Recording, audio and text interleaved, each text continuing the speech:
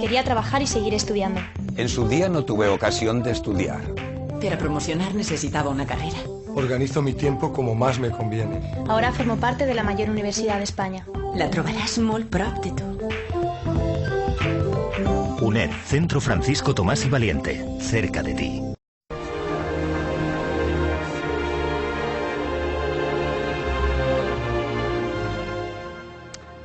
Hola, mi nombre es María Elvira Vague, soy psicóloga y me dedico principalmente a la docencia y a la investigación. Soy tutora de Psicología de las Emociones del Centro Francisco Tomás y Valiente de Valencia, de la UNED. Y durante 10 sesiones voy a hablar sobre un tema que yo considero apasionante y del que me enamoré el primer día que comencé a estudiar psicología, que es el tema de las emociones. A lo largo de muchos años, el mensaje predominante respecto al tema de las emociones, tanto de filósofos como de pensadores y académicos, era que debíamos tener mucho cuidado con ellas. No solo no servían para nada, sino que encima interferían y nos impedían pensar con claridad.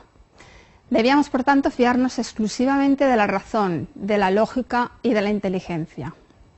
Ya en la Grecia antigua, por ejemplo, Platón en el año 400 a.C., utilizaba una metáfora que puede resultar muy significativa y visual, en la cual representaba las emociones como dos caballos desbocados y el aspecto racional del ser humano como el áuriga, es decir, el señor que trata con las riendas de dominar las emociones. 2000 años después de aquello, ya en el Renacimiento, Descartes nos decía que la conducta humana era la unión del alma racional y de los procesos irracionales del cuerpo, identificando dichos procesos irracionales con las emociones. Estamos hablando del famoso dualismo mente-cuerpo de Descartes, que tan solo 500 años más tarde, en la actualidad, la neurociencia, y en especial el neurólogo portugués Antonio Damasio, ha conseguido desmontar con su famoso libro El error de Descartes, el cual les recomiendo. El caso es que desde hace menos de un siglo se ha comenzado a estudiar las emociones y su relación con el resto de procesos psicológicos, como pueden ser la motivación, la atención, la memoria, el pensamiento, y se ha visto que sin emociones no podríamos vivir ni tomar decisiones. Además, se ha descubierto que somos seres emocionales incluso antes de que el Homo fuera sapiens, es decir, las emociones existen porque son sumamente útiles para la supervivencia y por eso han conseguido perdurar en el paso del tiempo. Vivir sin emociones es como estar sentenciado a muerte. Las emociones son procesos psicológicos básicos. ¿Qué significa que sean básicos? Pues significa que todo ser humano las tiene y que quien no las tenga seguramente vivirá con graves carencias. Como hemos dicho, las emociones son producto de la selección natural, es decir, nos ayudan a sobrevivir, a salvar la vida. Si no tuviéramos emociones no sabríamos cuándo abandonar un imposible, cuándo perseverar, cuándo atacar, defendernos, huir, cuándo rechazar un alimento porque no está en buen estado. Es decir, son todas respuestas de una enorme utilidad para el ser humano. Como procesos psicológicos que son, las emociones no se pueden observar directamente, sino que se infieren. Se deducen de sus efectos y consecuencias sobre la conducta. Por ejemplo, si yo veo a dos personas que están hablando y observo que una de ellas eleva demasiado el tono de voz, gesticula demasiado, sobrepasa lo que llamamos la distancia íntima interpersonal, que suele estar entre unos 15-45 centímetros respecto a la otra persona, frunce el ceño, tiene los puños apretados, se mueve de una forma inquieta, pues todas estas conductas me van a hacer deducir que esta persona está enfadada, está experimentando una emoción.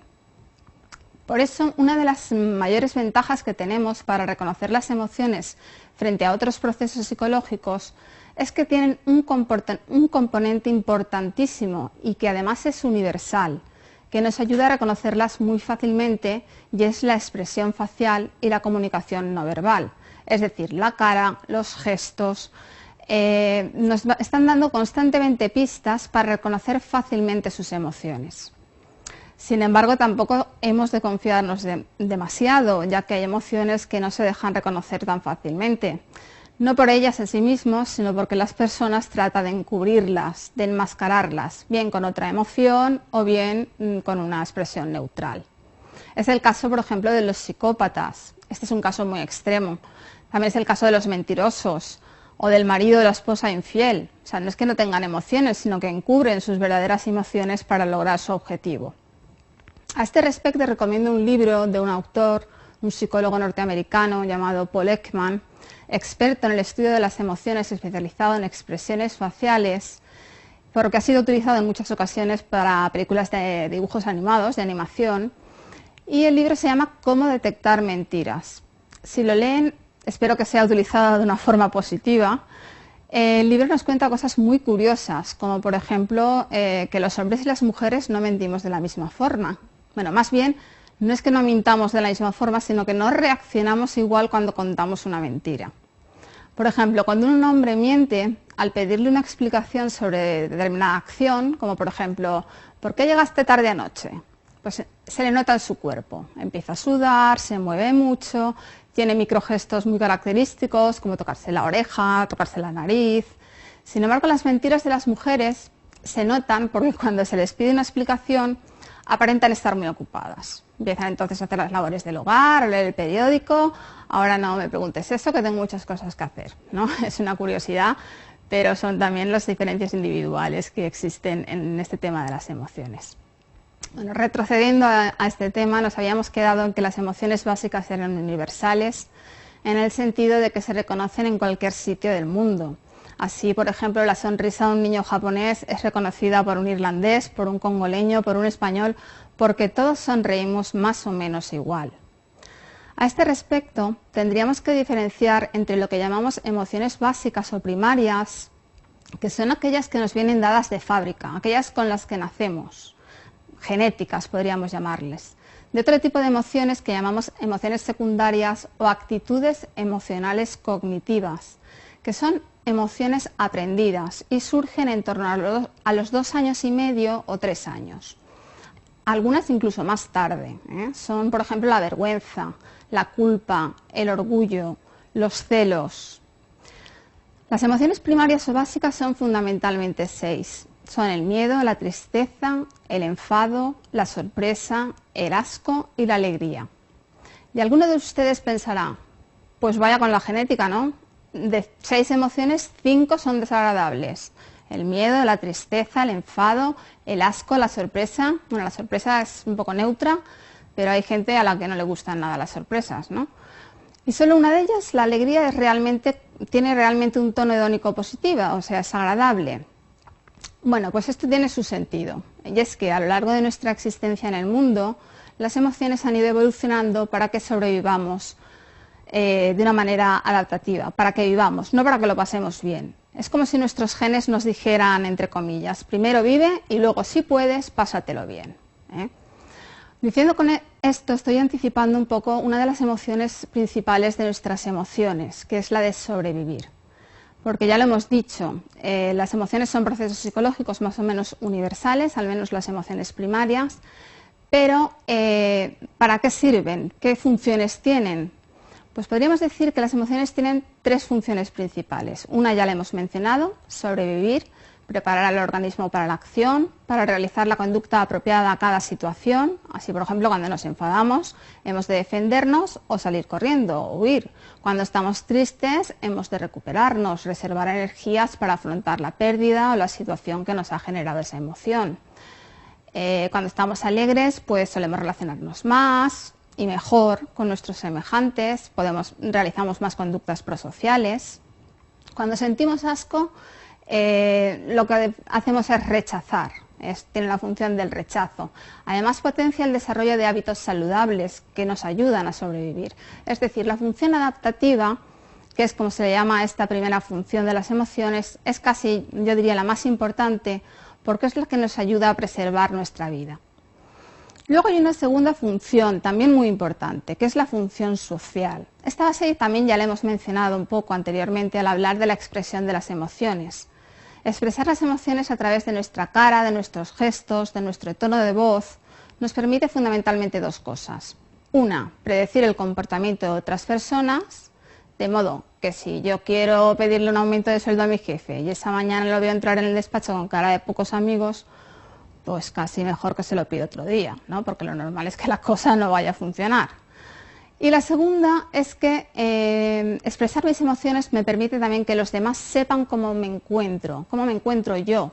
Y por tanto, si yo, por ejemplo, estoy un día triste y mi cara sí lo demuestra, mis amigos, mi familia, mi entorno me va a preguntar, me va a intentar ayudar. Es decir, va a favorecer una conducta de ayuda hacia mí, lo cual va a ser muy beneficioso y me va a hacer salir antes de esta emoción. Por tanto, la función social facilita las relaciones con los demás, algo que es fundamental en la vida, porque como sabemos, el ser humano es un ser social por naturaleza, no podría vivir solo. Además, también permite controlar la conducta de los demás. Y la última de las tres funciones de las emociones es la función motivacional.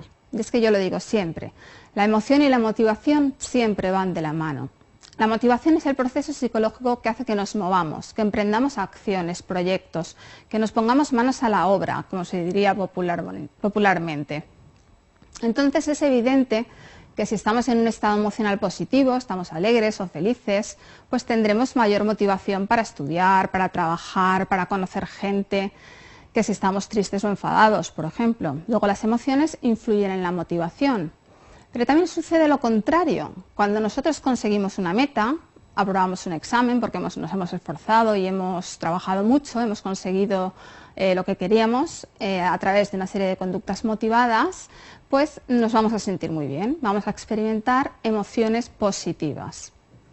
Al contrario, si no conseguimos nuestros objetivos, si a pesar de habernos esforzado pues hemos tenido mala suerte y nos han suspendido en el examen, pues nos vamos a sentir enfadados, tristes, es decir, bajo estados emocionales negativos.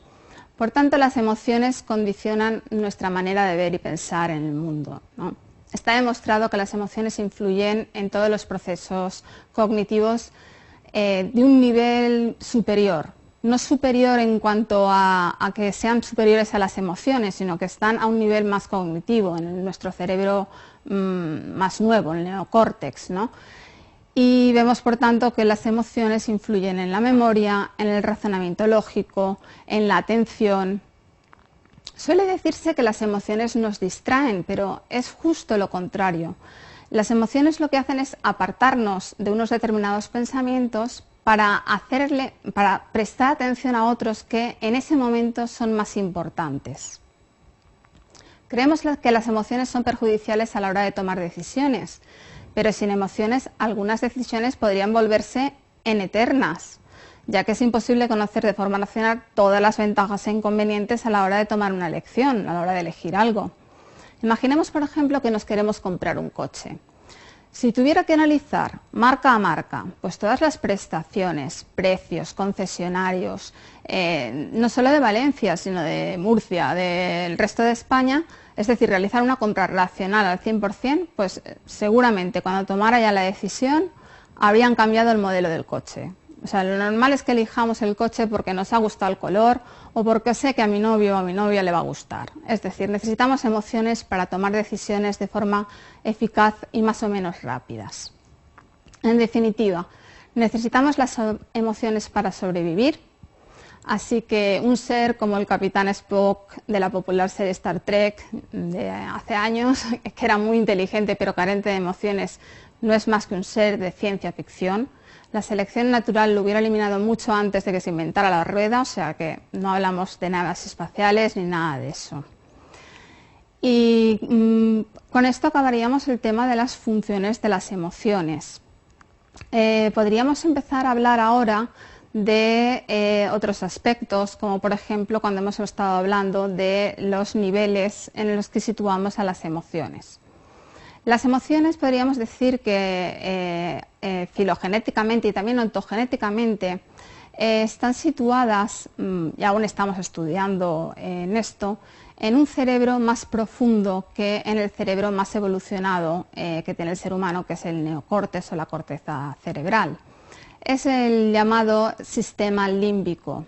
El nombre de sistema límbico se lo debemos a su descubridor, que fue Broca, y está formado por una serie de estructuras anatómicas, entre las que se encuentran pues, fundamentalmente la amígdala, que es muy conocida porque ya estará reconocido que se encuentra al centro de la emoción del miedo, por ejemplo, y por otra serie de estructuras como pueden ser el hipocampo y el hipotálamo. Todas estas estructuras que llamamos, que forman parte del sistema límbico o cerebro emocional, están, podríamos decir, en un nivel inferior, como si fuera encubiertas por la corteza cerebral, por el neocórtex. A un nivel incluso más inferior nos encontramos con el llamado arquicerebro, que es el que regula fundamentalmente todas nuestras funciones de supervivencia. El hambre, la sed, el sexo, todo lo que son los motivos primarios vienen reguladas por el arquicerebro. Y estos tres cerebros, podríamos decir, estos tres niveles en nuestro cerebro están hiperconectados. Ha de ser así, porque cualquier fallo en esta conexión va a producir pues, graves problemas a la persona. Estos descubrimientos, que realmente han sido pues, relativamente muy cercanos en el tiempo, estamos hablando de quizá hace 50 años, cuando las técnicas pues, han permitido poder escanear el cerebro y ver mediante resonancias magnéticas pues, cómo funciona el cerebro, ha visto que esto es así, es decir, que cuando nosotros sentimos emociones se activan determinadas zonas del cerebro. Esto es muy importante porque con esto nos estamos ya olvidando de todo el tema que hablábamos anteriormente, de que las emociones realmente no existían, de que eran interferencias. No solo existen, sino que además existen estructuras anatómicas específicas en nuestro cerebro que las regulan. Es muy importante, por tanto, seguir trabajando en este campo para localizar estas estructuras y poder de alguna manera situarlas y poder ayudar pues, cuando nos encontramos ante un problema emocional. La estructura quizá más estudiada de nuestro cerebro emocional ha sido la amígdala. La amígdala es el centro del miedo, podríamos decir.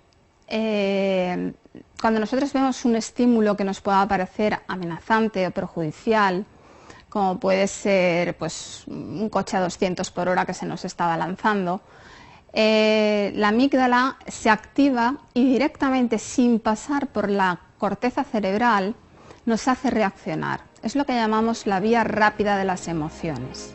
Hace que nos apartemos, que demos un salto hacia atrás y luego, después de experimentar esa emoción, es cuando cognitivamente la valoramos. No obstante, todo esto lo ampliaremos en una próxima sesión donde hablaremos un poco más detalladamente de esta parte estructural de las emociones. Muchas gracias y hasta pronto.